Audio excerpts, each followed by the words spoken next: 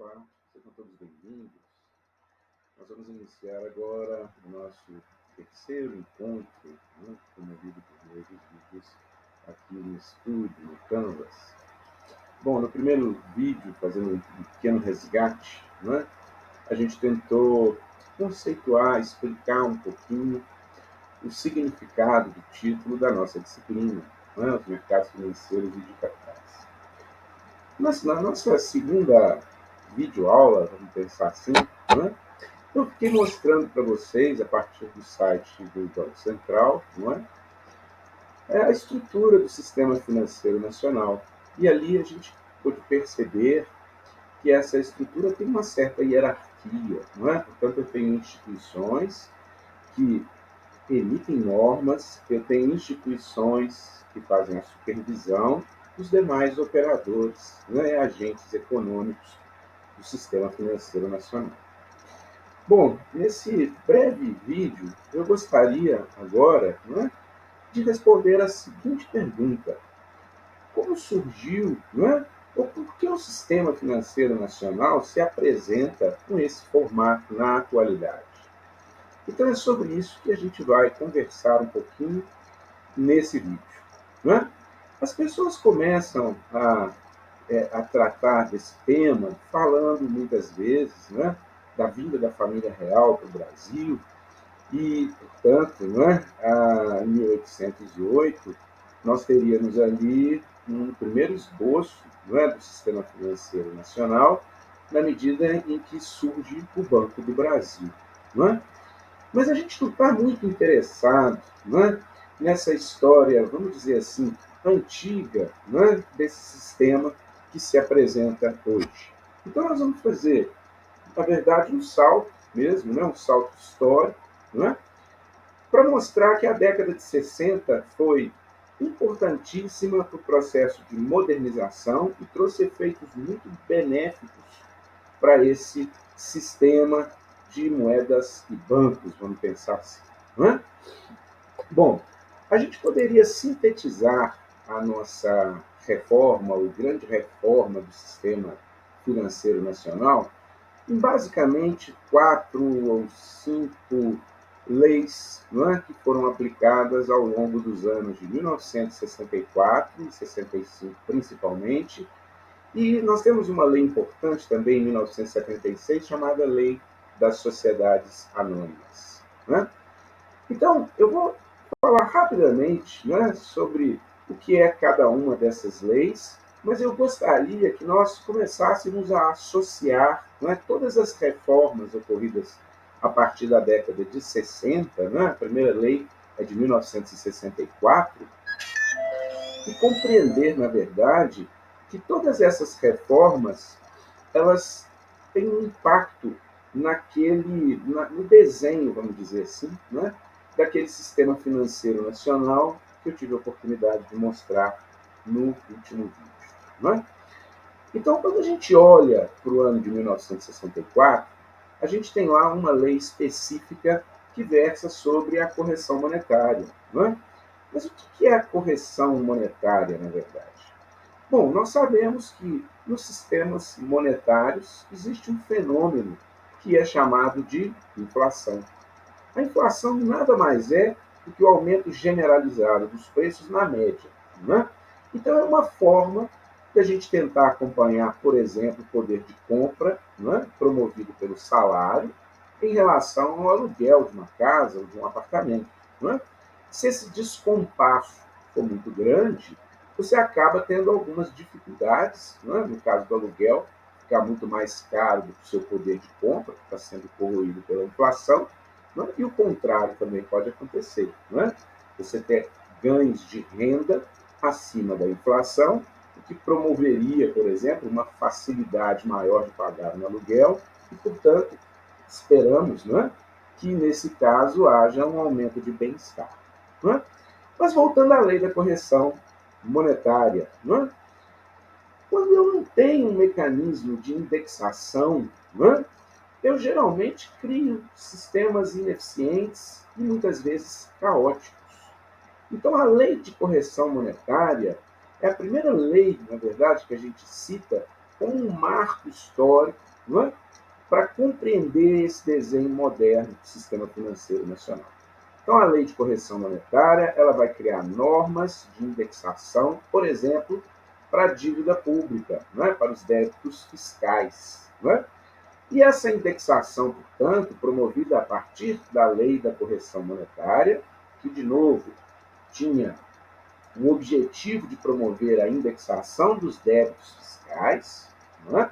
Ela foi se generalizando para todos os outros contratos e ativos da economia, né? Inclusive, por exemplo, para acordos coletivos, né? Junto à classe trabalhadora e sindicatos e por aí vai. Bom, uma segunda lei que também ajudou a desenhar o sistema financeiro nacional, que nós mostramos na última gravação, foi a Lei do Plano Nacional da Habitação. Ela também é uma lei de 1964. Por que essa lei é importante, pessoal? Quando se cria o que foi conhecido, né, amplamente como o BNH, na verdade é o próprio Banco Nacional da Habitação, esse sistema conseguiu gerar uma norma, percebam, né? Nós estamos normatizando o sistema financeiro nacional. Portanto, isso gera uma norma para todo o sistema que tem como objetivo, ou seja, ela seria destinada a promover uma certa fluidez, eu poderia dizer, ou intermediação, né, dos recursos para as áreas de habitação popular e saneamento básico. Agora, olha que interessante. Eu acabei de falar da lei de correção monetária. Significa que para aqueles poupadores, pessoas com algum recurso e que porventura, né, desejavam ou ainda desejam, né, ter algum tipo de remuneração, né, enfim, das suas atividades de aplicação financeira, né? Depois a gente vai fazer uma diferenciação entre a aplicação financeira e o investimento. Mas, enfim, elas já teriam um parâmetro para pensar, por exemplo, de forma mais clara, em taxas de juros positivas, na medida que essas deveriam superar aquilo que nós passamos a chamar de correção monetária. Então, eu falo da lei de correção monetária de 64 e também falo da lei do plano de habitação. Não é? Porque promover a poupança significa fomentar, criar fundos, não é? Que podem ser utilizados, inclusive, por incentivo da construção civil no Brasil, não é? E, portanto, promover o crescimento econômico. Então, até então, falamos de duas leis importantes que começam a redesenhar o sistema financeiro nacional. A primeira delas, Lei da Correção Monetária. A segunda, a Lei do Plano Nacional de Habitação. Esse ambiente de intermediação de recursos, portanto, foi capaz, não é, de reunir recursos e promover certo desenvolvimento, sobretudo, não é, na questão da construção civil. Bom, dito isso, né, nós poderíamos passar para a terceira lei, que nós chamamos de Lei da Reforma Bancária. Ela também é do ano de 1964. Percebam que eu estou tentando evitar, na verdade, né, ficar citando para vocês os números das leis e etc. Não é esse o nosso objetivo. Tá? Então, a Lei da Reforma Bancária, que também aconteceu, foi promulgada, não é melhor dizendo, em 1964, ela cria aquela primeira instituição normativa que eu mostrei na última gravação, que é o Conselho Monetário Nacional. E vai criar, juntamente com ele, né, ou inaugurar funções para o Banco Central, no sentido dele adotar a postura de supervisor desse sistema. Então, a lei de reforma bancária, de novo, as três leis que eu citei até agora foram promulgadas no ano de 1964. Elas vão, nesse caso, né, a lei da reforma bancária, ela vai estabelecer as normas operacionais, as rotinas, os procedimentos, né, que regem o funcionamento das instituições financeiras no Brasil. Então, percebam, com a criação do Conselho Monetário Nacional, eu tenho um órgão normativo, não é? aquele que vai ditar as regras para o sistema financeiro nacional, e imediatamente abaixo dele, o Banco Central do Brasil, que é a figura que eu mostrei na última aula, né? Como um ator, né? Uma instituição capaz de fiscalizar os operadores do sistema financeiro nacional. Bom, quase acabando, não é? Eu tenho em 1965, então agora eu tenho uma lei que foi promulgada um ano depois, após as três primeiras, né? E ela é chamada de Lei do Mercado de Capitais. E essa lei, de fato, né, eu vou citar o nome, a Lei 4.728 de 1965, ela vai estabelecer todas as normas e regulamentos básicos que nós temos hoje nos mercados de capitais e vamos enfrentar alguns desses regulamentos e normas, né? Na medida em que nós começarmos a estudar os principais mercados participantes, né, do sistema financeiro nacional. Ok. Bom, pessoal, para encerrar, a década de 70 ela também trouxe algumas modificações importantes nesse desenho do sistema financeiro nacional. Né? Então, existe um pacote, né, que foi promulgado em 1976, conhecido como a Lei da CVM, que vai criar a Comissão de Valores Mobiliários, né, que agora sim tem mais ou menos a função que o Banco Central tem em relação ao setor bancário, né?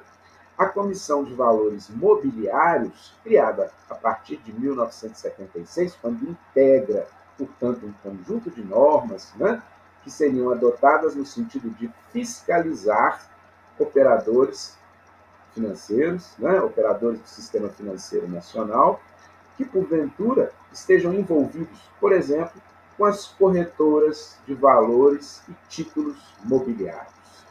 Bom, se a gente vai, ao longo do semestre, não é, estudar ativos como ações, opções, derivativos, não é, alguns derivativos exóticos que estão surgindo por aí, alguns comentários a gente, né, poderá tecer sobre esses ativos ao longo do semestre, né? Mas é importante que vamos, ao longo do nosso estudo de mercados financeiros, enfrentar, portanto, muitas das resoluções da lei da CVM, de novo, essa lei que foi promulgada em 1976. Pessoal, agora sim, para terminar, né? Ainda no ano de 1976, nós temos a lei das sociedades anônimas, né? Uma lei que é muito estudada nos cursos introdutórios de direito, né? A gente explica muito sobre a lei das sociedades anônimas e, na verdade, ela regulamenta toda a sistemática e o arcabouço legal, né? Dando deveres, direitos e obrigações para as companhias de capital anônimo, né? As sociedades anônimas. Então, uma série de regramentos que nós veremos no futuro, em breve, né? Quando estivermos estudando as ações e as opções dentro dos mercados de capitais, também, né, vamos esbarrar na regulamentação que é criada, inaugurada, promulgada a partir da lei das sociedades anônimas. Eu não queria me estender muito, não é? Senão os vídeos acabam ficando cansativos, mas eu queria apenas relembrar. Nós tivemos um primeiro encontro que eu chamei de apresentação, né? Eu estava apresentando a disciplina.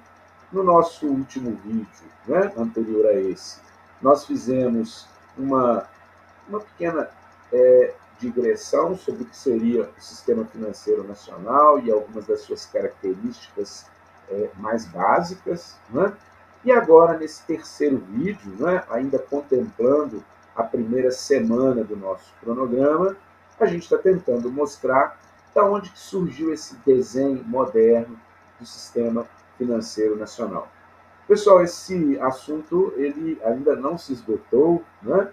E em breve nós vamos conversar mais um pouco sobre a evolução, né? E como que esse sistema financeiro se apresenta na atualidade. Até o próximo vídeo e uma boa semana para todos vocês. Um abraço a todos.